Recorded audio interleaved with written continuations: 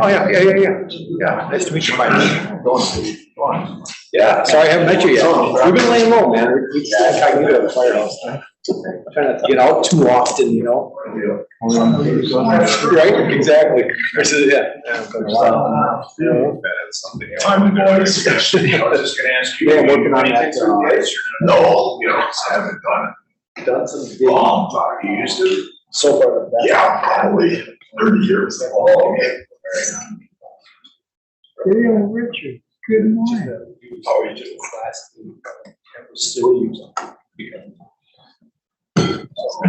I'm about something, I forgot what it was. Yeah, nothing to yell at me about. I did nothing.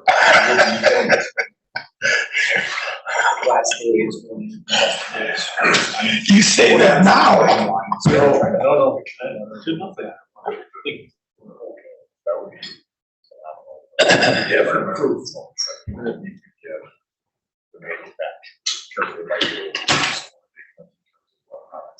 So your truck starts in this weather, Dale? Oh, thank goodness it does. So I don't have to worry about it. It's not a GM product. That's great. So like 90%. So we're trying to get some vendor records from about that time. Yeah, see if we can put an order together and then some order. Yeah. Okay. Yeah.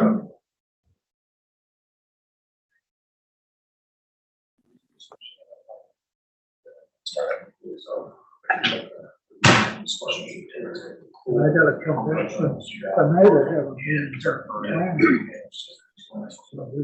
2 hours. Explosive. So it's going to So you're reviewing some of the zoning Anything special? regulations. I just talked. Okay. Good job for you. Yeah, no, I'm familiar with my fixing up grades. I just got a call from somebody up north I just noticed the ones at the end have them right. who's interested in my So, dad's lot. It's going to be worth Next, buddy. He's got a lot It's good just for for the west of me. Yeah, no, I'll Clear, so that's when we gotta start building, but you thought maybe it could be nice If you don't want it, if you don't want if you get in to my law. Supporting fire or fit testing. it, that's lit up. Yeah, It was requested by. I'm good at him. Nothing else, it's a good investment. Employees. You know, it's like costing you $1,000 a year for gas. Yeah, you know, I would almost we weren't going into homes when we were I started, and now I'm all. No. I feel like that bad. Yeah, I mean, I think it's probably not a bad idea, and I'm going to start with, you know, the rest of the month. You know, at least you got water and, This for a couple weeks and then hopefully it'll slow down, so. Yeah. But we'll have available. Okay, good. I'll make a note of there. Thank you. Yeah.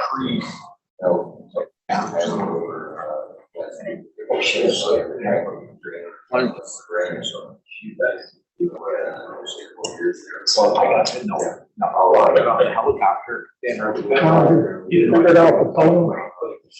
I get off, so she's laying on the ground over there at church.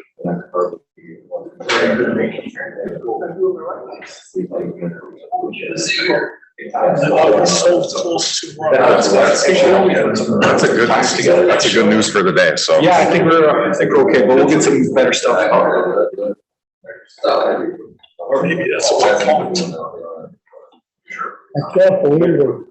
Darcy, what do you think? That road. Oh, that's right, that's, I know. That's it. Do what we can do. Close to the tree. Oh my God. First. Yeah, I think so. Yeah. I think there's still a little bit of freedom factor. People are testing with these positive more often. So I can't believe it. You know. Yeah. Thanks.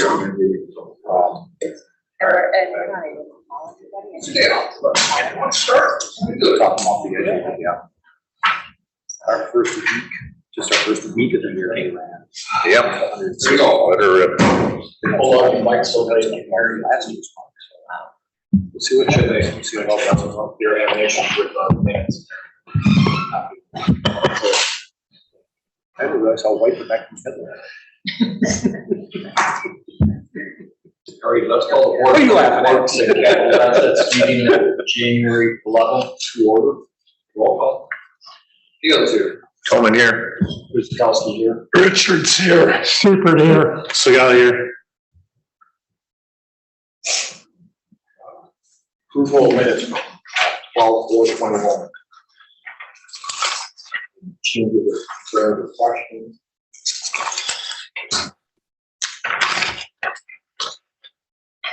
There's several minutes. Yeah, that's right. 3 pages. 6. I don't know. Second. Roll call. Eli. Coleman, aye. Kuzikowski. Richard's aye. Segal, aye. All right, number 4, review of common council action related to public use and capital assets.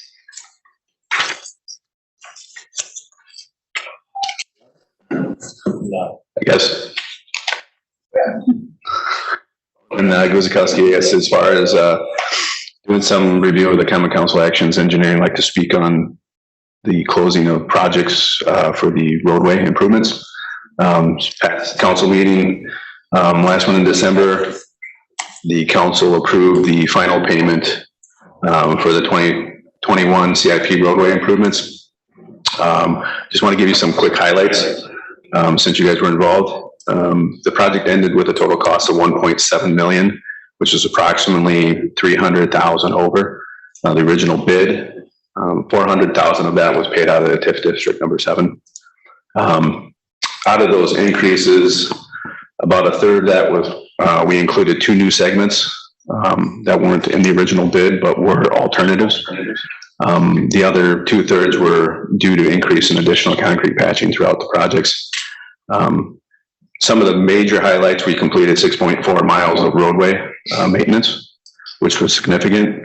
We improved Pute's Road from 3rd to 27th.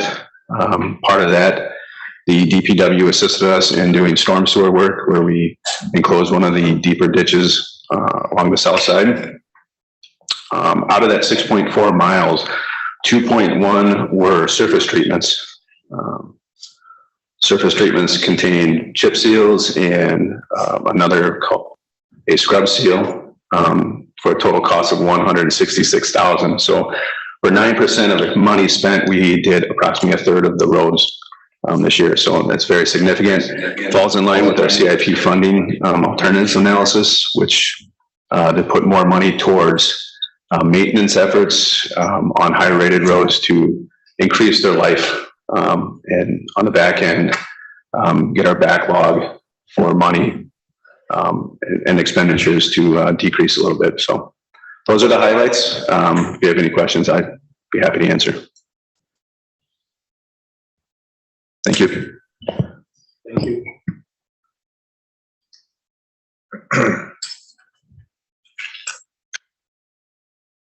And moving on to number 4, 5. Consider a motion to purchase a 1-year account. Is your mic on? I don't think so. All right, there you go. Thank you. Number 5. Consider a motion to purchase 1 Porter Count Model 8048T respiratory fit tester in the amount of $19,000.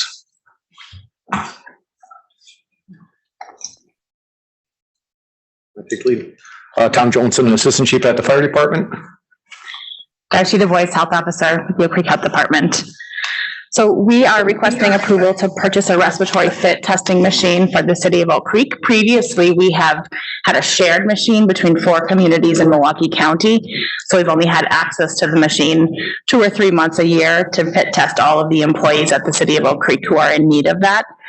Fit testing is required by OSHA every year. It's basically just going through a process to make sure that the N95 masks that employees are wearing are protecting them as best they can against environmental hazards. So the fire department uses it, the police department, health department, and then some members of other inspections, DPW, things like that. This is outside COVID.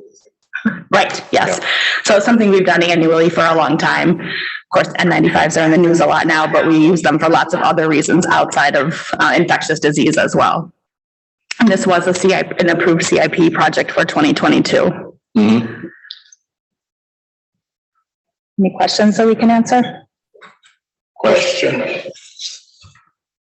Why do we feel that we don't want to share with the other communities? That's a good question. So we've run into challenges when we have new staff come on throughout the year. When it's a time when we don't have the machine, this happens more often probably with fire and police. They hire new recruits and then they're not able to have access to the fit testing machine for months or possibly until the next year, which means that they're not as well protected as they could be against the environmental hazards when they're responding to calls. So this would allow us to have access to the machine all year round to make sure that staff are protected as soon as they come on board with the city. So this machine isn't very portable then? It is somewhat portable. The problem that we have is just having access to it at all times. We share with Hills Corners and, what else do we share with? Hills Corners, Greendale, and the city of Cudahy, we had previously shared. So we each have a chunk of time throughout the calendar year and during that time, then we schedule all of our fit testing machine for employees. So it's not easy for us to run to Greendale and borrow the machine because they're using it pretty regularly during their 3-month period. So we really are only able to access it during our 2 or 3 scheduled months throughout the year. And when those months don't fall in line with hiring and bringing on new employees that have to be tested, getting it back from them becomes a task to get to them, set up a time for them to give it to us, to get it back to us, test 1 or 2 people, run it back to them. It has a lot to do with the timing of how we run business here. Well, I'll just see the last page. The one that we have now is going on about 10 years and it's starting to reach the end of its life. So we would expect at least 10 years. It gets sent in every year back to the company for cleaning and recalibration. And then they're able to do any maintenance as well if it's needed. Any other questions or comments? Motion? You'll move to approve the purchase of 1 quarter count model 8048T respiratory fit tester in the amount of $19,970. Tolman seconds. Roll call. Gale, aye. Tolman, aye. Guzekowski, aye. Richards, no.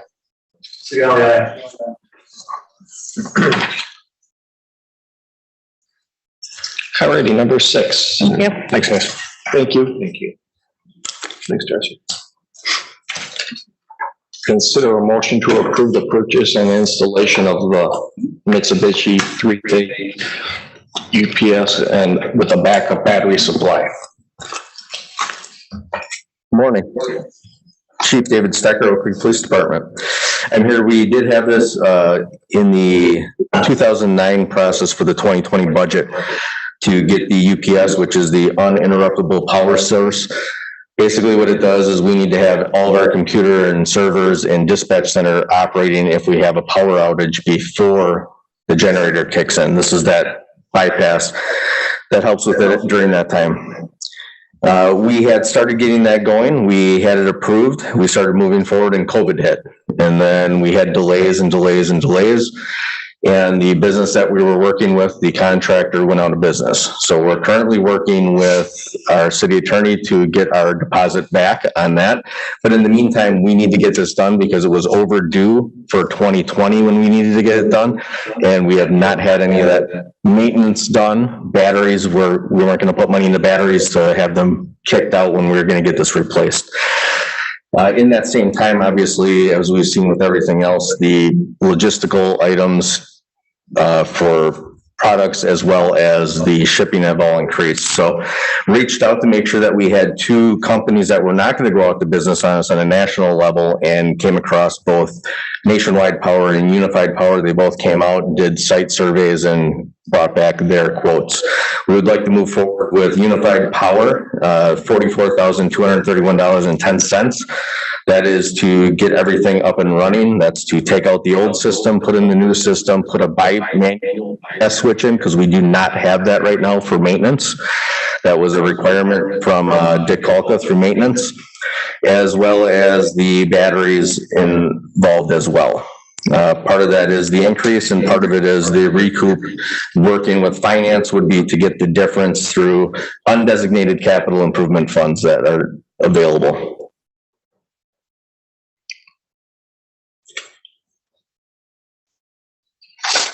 Any questions or comments? No, we're in the business of doing what we do, we got, Mhm. it's the cost of doing business. Mhm. I agree. Question. Chief, part of this cost, there's also a byline in there about, delivery inside is not included and freight is extra also. So I'm sure it's gonna be a few more bucks than what you got there, but the other thing I would point out is make sure that you act on this quickly in case some of these companies are gonna play games, because this is only good for 30 days. I think that expires in the next 2 days. Correct. So my intention is as soon as I can get approval here is to get this signed, get it over to them so that we can lock in our price. The additional freight, I know that they do have the 980, that's with the lift gate, that'll be delivered to the side of where we're at. What they mean with the delivery, not delivered inside, the delivery company won't deliver it into the server room. That'll be the guys when they come to actually do the install. Okay. Motion? So make a motion to approve line item 6 as listed. Yeah, a second. Roll call. Yeah, Tolman, aye. Guzekowski, aye. Richards, aye. Thank you. Number 7, consider a motion to approve the purchase of a Craftco patcher. Thank you, Mr. Chair and board members. Matt Trevatuski, I'm the interim director of public works, so good to meet everyone for the first time here today. Well, almost everybody for the first time. This purchase here, the Craftco Patcher 2 hot mastic applicator, will actually be would be a new piece of equipment for the Public Works Department. It's only something that we've been able to rent in the past, but it's worked very well for us and we've been pleased with the results. Some of what it really does is allows us to fill in and seal cracks and voids that are larger than 1.5 inches, which is pretty much all we can go up to currently now with our tar equipment that we use, tar kettle and asphalt truck. So this will allow us to do a lot more of that work and filling in those wider cracks that we have on some of our aging streets. It'll also help us level and ramp manhole covers as necessary. That'll help obviously with preventing damage from plow trucks. It'll also increase or make for a smoother riding surface for general traffic and vehicles within the city. It'll also allow for us to level bridge decking approaches, and as well as with some of the culverts that we do for residential driveways. Furthermore, we could use this, it's a better product actually for potholes that can be a little bit more of a permanent fix because it bonds better to the existing asphalt than when we just simply fill in with new asphalt, and we can do it at actual lower temperatures as long as it's clean and dry. We'll be able to use this product with this equipment. And concrete roads as well, we'll be able to fill in some of the longitudinal cracks that we have running through there. It should help maintain the life of our roads.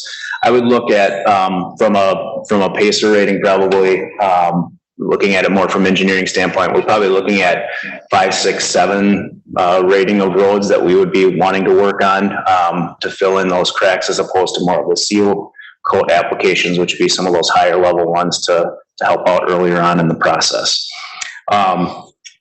So the cost for this, we received the 2 quotes, was $77,894.30. The low cost being from Sherwin Industries, and we are requesting and recommending purchasing this product, which we would likely use at least 3 months out of the year and be able to do a lot more, or improve, I should say, the ability to maintain our existing infrastructure. Okay.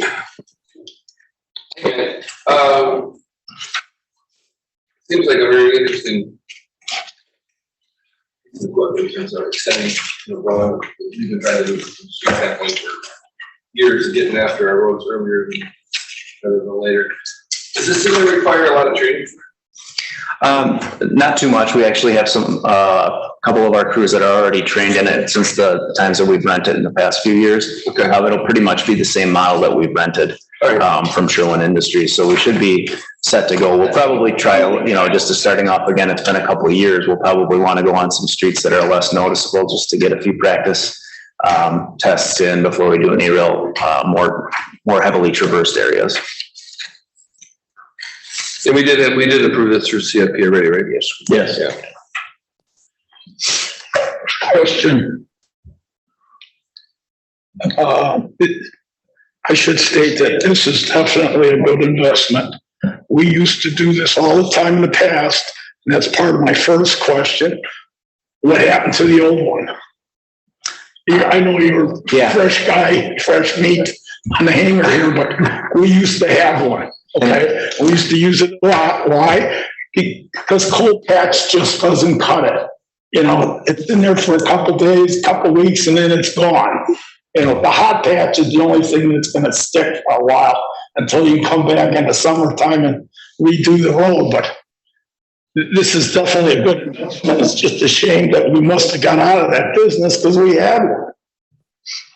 Yeah, I'm not sure why, but, it's definitely, it's not just it's a temporary, it prolongs the life of the roads in effect, 5+ years, depending on the location and the conditions when it's placed down. Yeah, it's not for rebuilding a road, but certainly you're gonna have potholes all over the place, and this will do the trick. Mm-hmm. Any other comments or questions? Motion? Richardson make a motion to approve item number 8 as listed. Seven. Correction, 7. Gill, second. Roll call. Gill, aye. Tolman, aye. Guzekowski, aye. Richards, aye. Suyoshi, aye. Alrighty, number 8. Consider a motion to approve the purchase of the Bomag BW 12080. I don't know how if I slaughtered that or what. I'll approve item 8 too. This is a replacement item of the existing case roller, which is 1991. So we've had it for about 30 years and definitely could use a newer piece of equipment. Not changing the size of the roller. It's going to be the same as what we've used in the past, really for street asphalt patching, as well as some rolling of athletic fields for our parks division. And I believe we use it for driveway coaches, and I think the water and sewer utility use it on occasion as well for their patchwork. Maybe the utility will pay for it.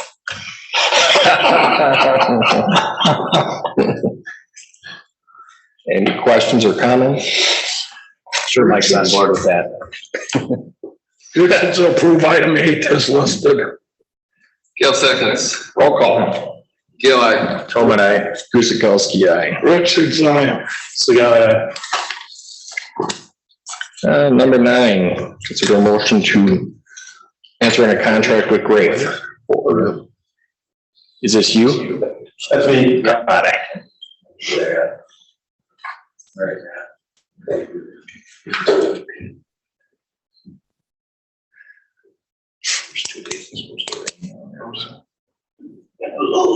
It isn't working, is it?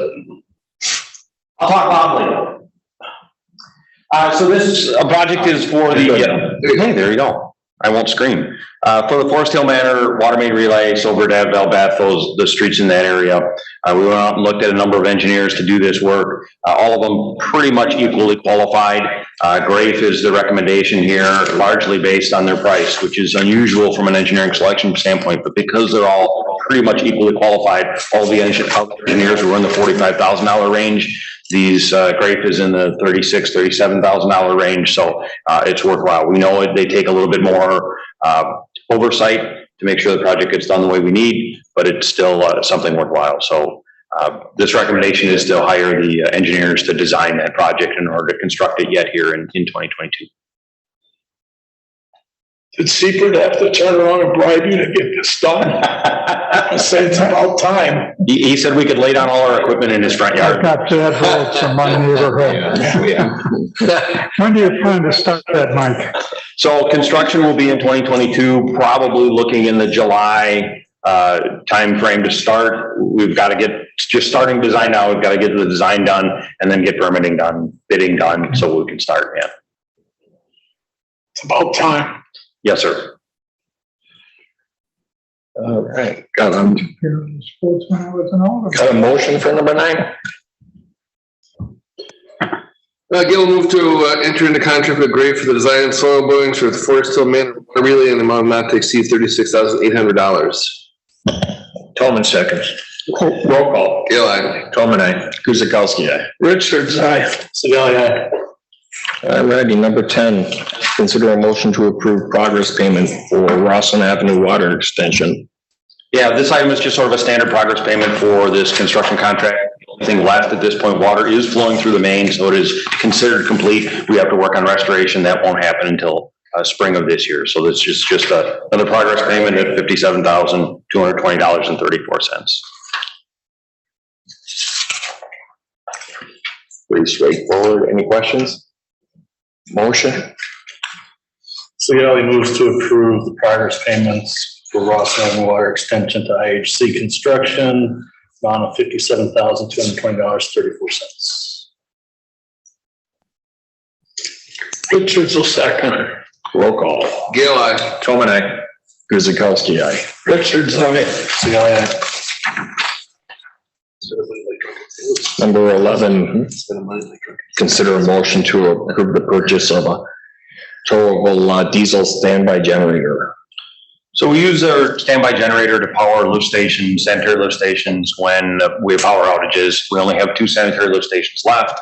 We've been kind of getting rid of some of our older generators that we don't use anymore. We're down to 2 now. We have a very large one. We use at a pump station. That one we're going to be auctioning this year. And we have our old Chrysler generator. It's about 50 years old. It's really loud. We had it, what drove this home is we had it out on Garden Place in the middle of a subdivision all night long when we had a power outage here a couple of months ago. It's really loud. Not to mention it's a bit unreliable. It uses a lot of fuel, so you're constantly, you literally have a guy sitting out there monitoring it to add fuel to it. It's a gasoline powered. We need to move on to something better, and certainly we've gotten our life out of this one. We did budget originally, I think $37,000. We were able to get this one from United from $31,000. So we're pretty happy about that price reduction there. And it looks like there's not a long lead time on this either.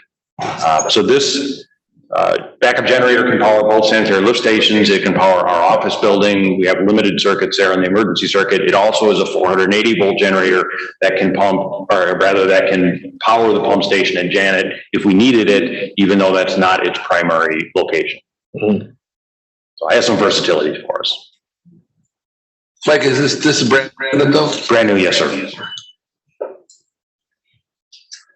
Sully, the only thing on the specs, the only thing I would modify, maybe after you get it, is pull the battery out of there and stick something that's got some horsepower behind it, and utilize it in some other truck. Yeah. Good recommendation. How are these things stored on site, Mike? Are they inside a building or? We store them inside our garage until we need them used, yeah. So generally it'll be plugged in, maintaining the battery voltage in that on it. So it's not sitting in a neighborhood or? No, we leave it sitting in the garage so it's ready to use.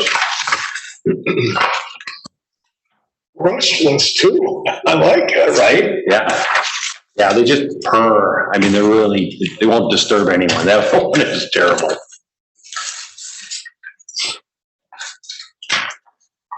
All right, do we have a motion on that? Gail moves to approve the purchase of 1 towable diesel standby generator from United Rentals in the amount of $37,000. Segali will second. Roll call. Gail, aye. Tolman, aye. Guzekowski, aye. Richards, aye.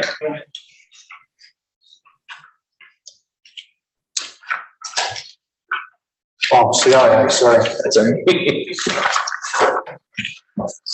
I was just looking at it wasn't 37,000, it's 31,115. Okay. Yeah, 31, correct.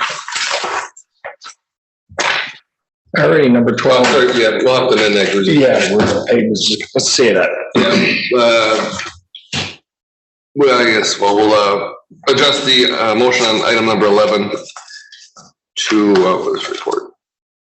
31,115. $31,115. $31,115. Sorry. Good catch. Good catch. And who was the second on that one? There you go, bud. I'll second. All right. The revision. All in favor, right? Yep. All right. All righty. Number 12, consider utility voucher and payments for the $921,000. Is that you? Yes, yeah, nothing special on this one, monthly bills.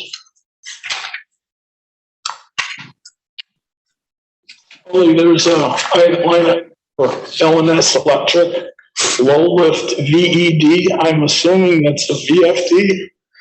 That, yes, it is. Okay. Yes, it is. Should be VFD.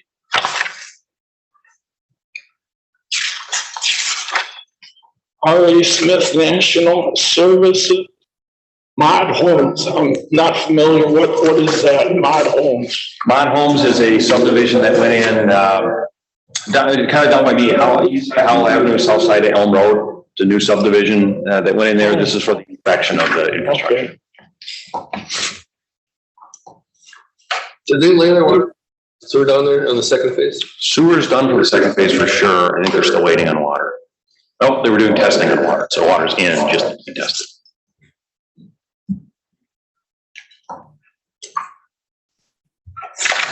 Motion.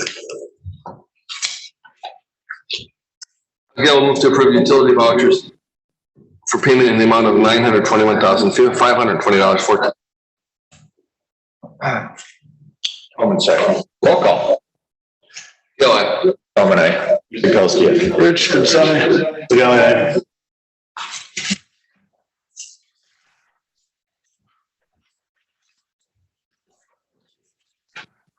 Next up, administration. So administrative reports, a couple things I wanted to cover on the administrative report. Excuse me, we can see that the sales for the year, so this will be the end of 2021, kind of gives you a feel for what happened throughout the year. Shows compared to the average 9%. We've talked about that a little bit. That number, it's a pretty good number. It's pretty good. So what I wanted to do is go back and look back at this 5-year average. And the chart I threw up there for you, and I know it's really printing, but it's really just looking at the wiggly line there is really the important part. The orange or whatever color that is on the right-hand side, that's the same thing. Administrative report, 2017 to 2021. The previous is all the history. That's 2011. Just selected that this chart. It really shows you the variability throughout the years, and it shows you that this 6% increase compared to average over the last 5 years is not representative of what's been happening. So we kind of talked about it. Is that growth going to continue? I think long term the answer is no. You know, if you look from 2021, sure, there's a pretty good. You go from 2005 to 2021, there's not much of a snap there at all. We do get a lot of variability. We see this jumping up and down from time to time. I do think there's more growth that has pushed the growth of our water sales curve. So I don't think this is going to dip down severely. But we also had a very dry year this last year where a lot of water was used and those sorts of things. So I think it is going to come down depending on how the year goes. I think some fluctuation back and forth. It's just, to me, it's just the 5-year average maybe doesn't tell the whole story sometimes. So, and 2017 is that dip. So in the current period or the current years, that's the lowest point we've had. So comparing to an average that includes that, once that falls off in 2022, those averages are going to be down lower. So I just wanted to provide a little historical for you. By the same token, Sully, if I look at residential, seems like that's climbed significantly over the years. So residential has, and I didn't break out the longer chart, but we've got, well, that's just over the last year is 2.5%. So it has, Again, we see some fluctuation there as well. I think we're gonna see that growth. I think we've got some strong residential growth in the community, commercial, industrial. Part of that, I think we've fallen out of that phase, but some of our commercial and industrial have gotten reclassified into commercial or into industrial the other way around, and that's kind of skewed the numbers. When We Energies did it, this is probably 7 or 8 years ago now, that messed up our averages for years because it was so hard to compare because we took that big chunk and moved it. On the commercial side, December to December, if we're looking at comparing those 2 months, there's not a lot of change. There was nothing notable for me on any individual business going up or down. On the industrial side, We Energies has been up significantly, 11%. We're beginning to work with them. We think there's a leak, but we know that they're using more water as well. It's nothing we can't handle. Our system's set up for it, so we're happy to have the sales. Is Webco under the classification of public authority? They are industrial. They moved from commercial to industrial actually a number of years ago. They're industrial. Crawford Laundry's up a little bit. Electrotech is down a little bit. That's kind of the notables on the commercial side. Public authority, again, this is numbers is really all it is, but this really kind of describes that. Public authority, the school district was up 25%. It's a huge number, but last year, December, they were closed. So when you kind of get all of the pieces of the picture together, it's really not that alarming of a number. So, and it's a small gallonage, but it reflects to the percentage.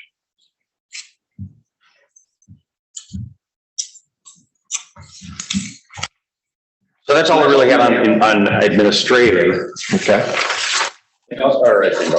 Engineering didn't really have much. It's kind of what, we're closing out projects. We talked about Boston Avenue, the restoration lab, sanitary rehab. They've still got workers back there working. While they were working yesterday, I assume they're working today as well.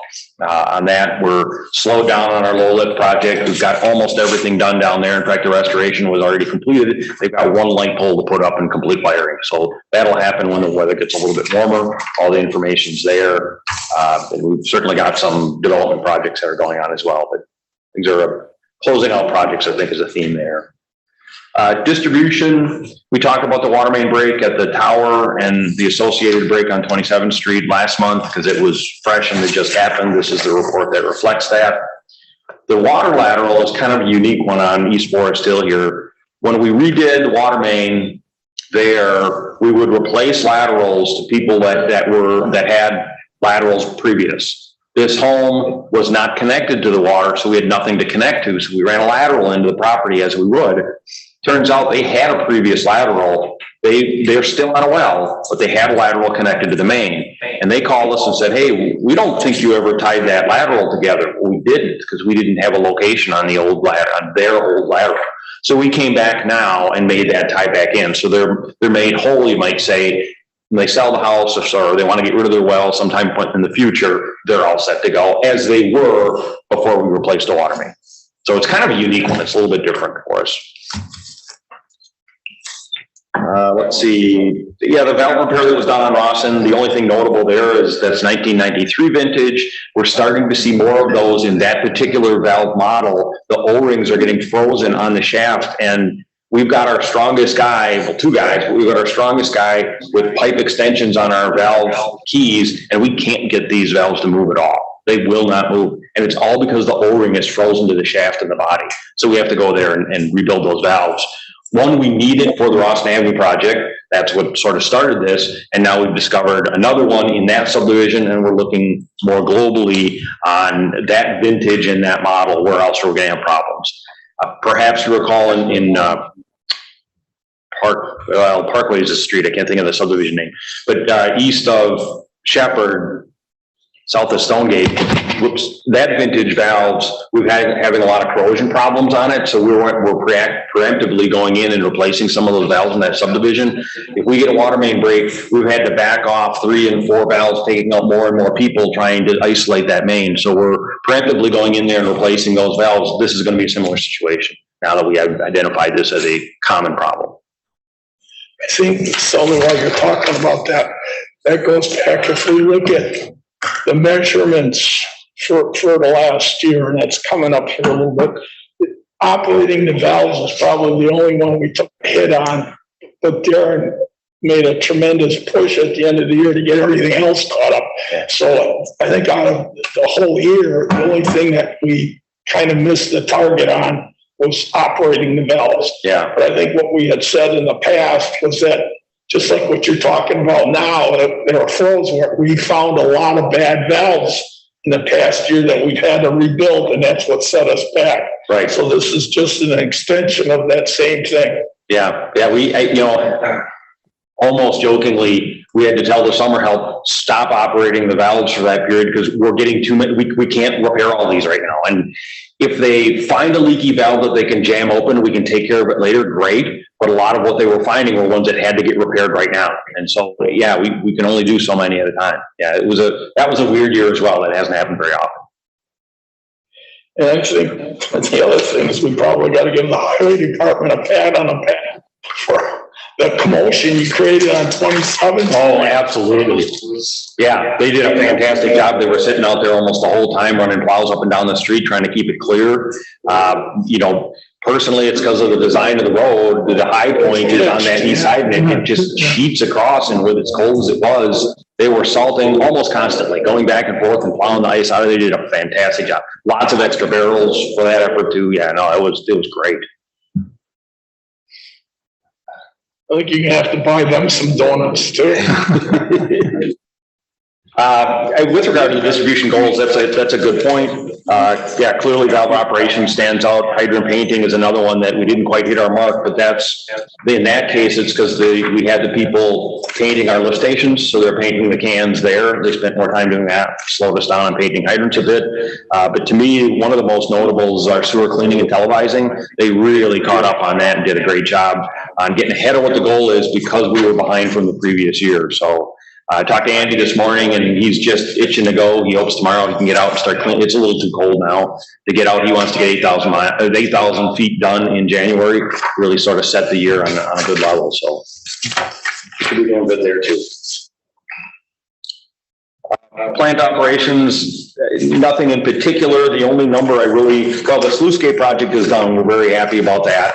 That's up and running now. The only thing left is to pull the old gate out. The contractor has to do that. It weighs a couple thousand pounds, so it's not going to be a simple task to do. Well, that's a big job. It is a big job, yes.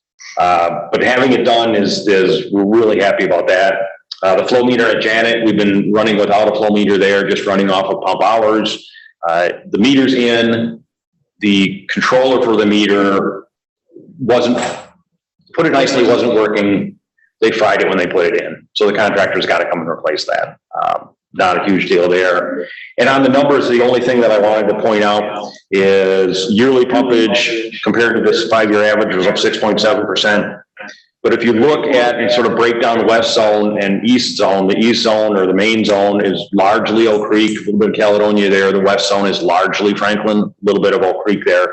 The west zone took less, so the east zone or the Oak Creek zone increased 8.3%. So more growth sales on the Oak Creek side than we had on our smaller west side or Franklin side. So that's good for us as well. That's it for operations. Well, I think the interesting thing I'm looking for, over the next year or two is this technology that we invested into for finding leaks to see, you turn around and say you got so much for sales, but also pumping a lot more than what you're selling. So you got some losses someplace. So right. I think this will pinpoint the ones we do have and get that under control, because our system isn't a little kid anymore. That's for sure. I have a question for you, Mike. How are we doing with our neighbors? Nothing new to report. So does it end in 23? So the contract, wholesale contract ends April of 2024. Okay. But we still have an obligation to serve. So it doesn't mean anything. Can't change rates, can't do anything different than what we're doing today. So we can't jack up their rates. Nope. Nope. Today, tomorrow, I will note that you'll see mid-city construction crews out on Austin Avenue, just west of Farm and Fleet. We've got a leak out there, kind of by the railroad crossing. It's been a common problem for us over the years. There's a small leak there. We shut that main off before Christmas and have had it off, on and off since, doing some investigative work. We definitely have a leak. We don't know where it's coming from. We know it's deep and there's a lot of fiber there. It's something that we can't handle. So we asked Mid-City to come in and do that. They're going to start that today. So you'll see that construction crew out there. Hopefully for a short time, they find a leak, repair it, and we can move on. Got to fix it.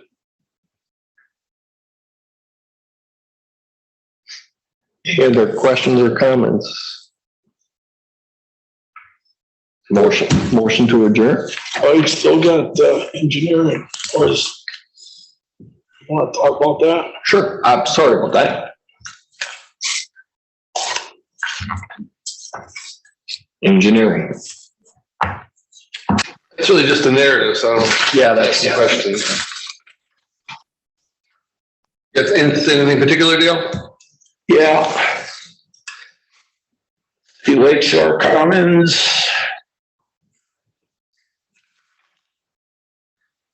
The developer has recently committed more focus on moving the design and environmental approvals along for the two large multifamily buildings near the center of the site. Is that what we would have expected typically or no? The developer, who's F Street, has focused their efforts on the multifamily and townhomes and clubhouse. That's in the center of the development. They're finding that those are gaining more interest through their research in their real estate development group. So they're focusing their efforts on moving those along. Probably looking at construction beginning sometime middle to late summer and going for 18 months approximately.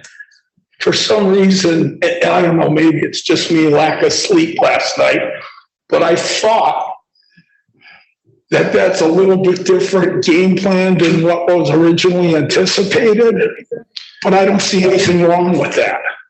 No, and I'm sure it kind of goes within the real estate environment on what's selling and what's gaining interest. They have had interest in some of the single family. It just hasn't gained as much traction as the multifamily and the townhomes. And then, just to bring you up to date on that, Dale, the planning commission has a meeting tonight on that they're going to make some changes and modifications to the original plan. So they're going to present that tonight. And update us. That was always part of phase one though, wasn't it? I mean, that hasn't changed. Correct, that hasn't changed. I think it's just the sequencing through phase one. Yeah. Right. okay, Matt, we're gonna put you on the spot again. Welcome to the club.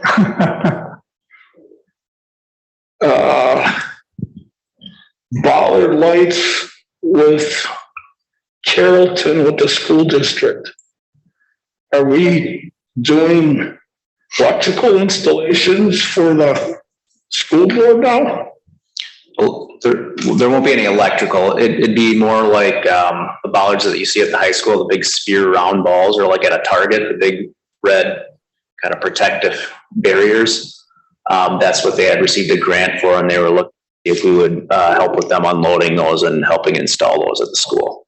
Oh, okay. So yeah, there wouldn't be any electrical work associated with it. So those are not electrical bollards? No. Oh, okay. Really just barrier pedestals, I guess. LED. I don't know anything else. Anybody got anything else? Motion to adjourn? Gail move to adjourn. Richard second. Roll call. Gail, aye. Tom and I. Guzekowski. Richard's aye. See how they are?